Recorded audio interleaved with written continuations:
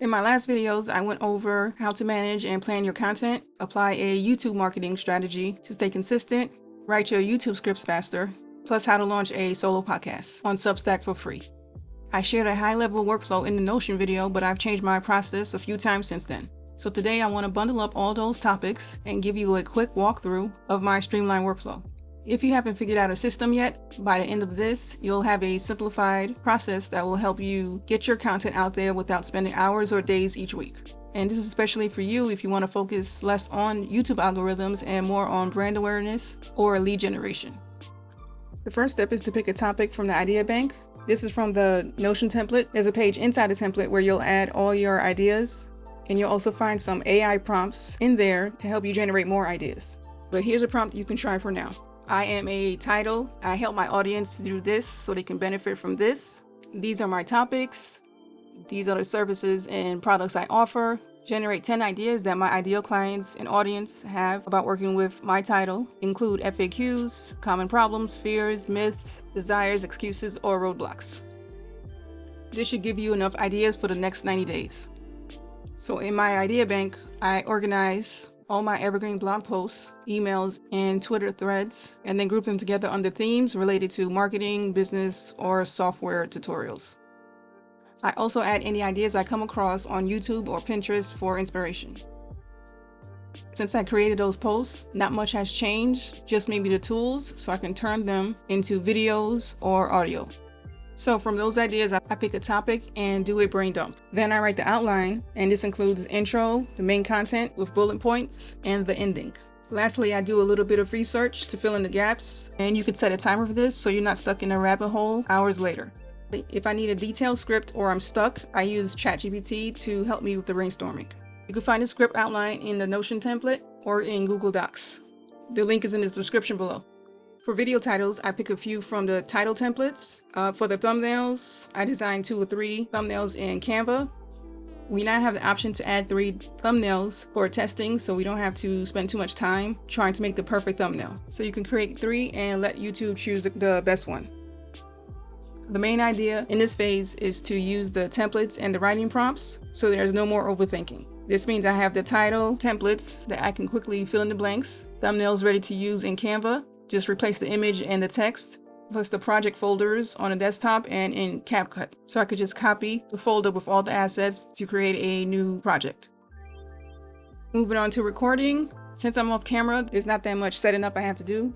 Just move the mic to the front and then have my script on one side and on the other side, the screen recording app. And depending on the video, I either have Milanote up or whatever software I'm using if it's a tutorial.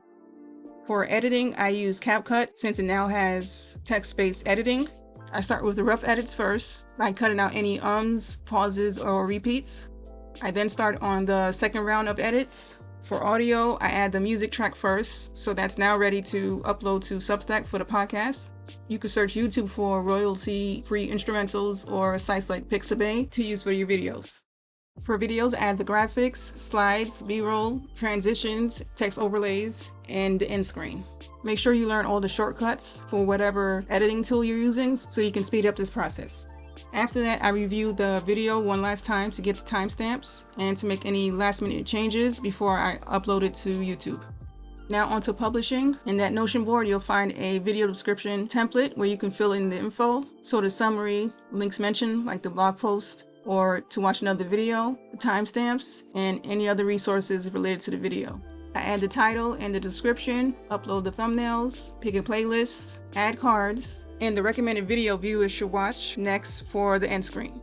Once that's done, I can move on to repurposing the video. For Substack, I upload the audio file and add the title and description, and this automatically goes to Spotify and Apple Podcasts once I hit publish.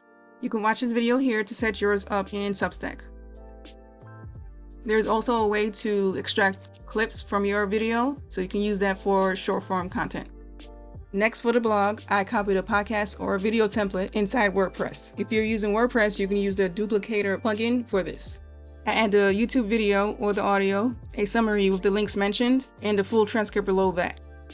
I have the Pinterest graphic up top so I can pin this to my boards. I also create another pin, which is the clip from Substack.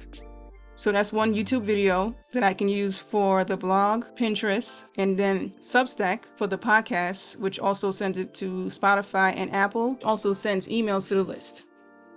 Because I don't have much luck on Instagram or Facebook, I'm only focusing on those platforms for now, since that's where I get most of my traffic.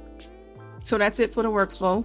So in the planning phase, I brainstorm, outline, research, fill in the gaps with what's missing, and then finalize the script. I move on to recording, then I edit in CapCut, and lastly, I publish and promote on YouTube, Substack, and the blog. I think most of my time is spent writing because I want to tell all the things about the topic, but I'm trying to cut back on that. So one way to handle that is to make sure that the video answers the main question that's asked in the beginning of the scripting process. Another way is to have the Pomodoro timer in the background. And my favorite YouTube channel for this is Sean Study with the instrumentals.